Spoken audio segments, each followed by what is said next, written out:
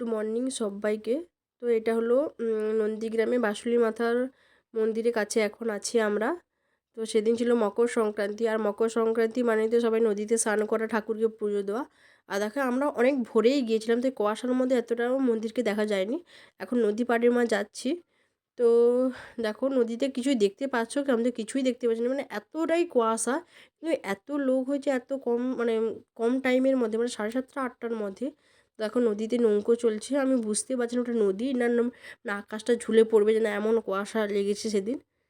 তো কারা কারা স্নান করছে সেটাও কমেন্ট করে জানাবে। তো চলো এখন নদী পাড়ে যাওয়া যাক।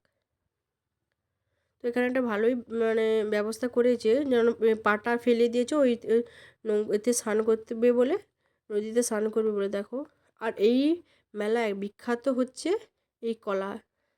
তো সবাই তো কলা কিনে নিয়ে বাড়ি যায়। তো দেখো এখন স্নান টান করে মন্দিরের কাছে চলে এসেছি।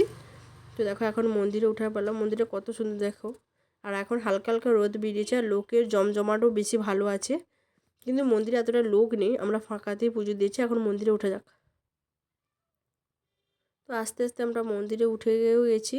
আর এখন মাকে পুজো দেব। আর এখন মানে ফাঁকা বলে মাকে পুজো দেওয়ার জন্য ব্রাহ্মণ আরও নাম গোত্র জিজ্ঞাসা করছে। যখন এতটাই ভিড় হয়ে যাবে, নাম গোত্র না একটু ফুল দিয়ে ছেড়ে দেবে।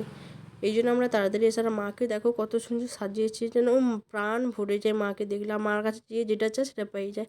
তো টাটা বন্ধুরা।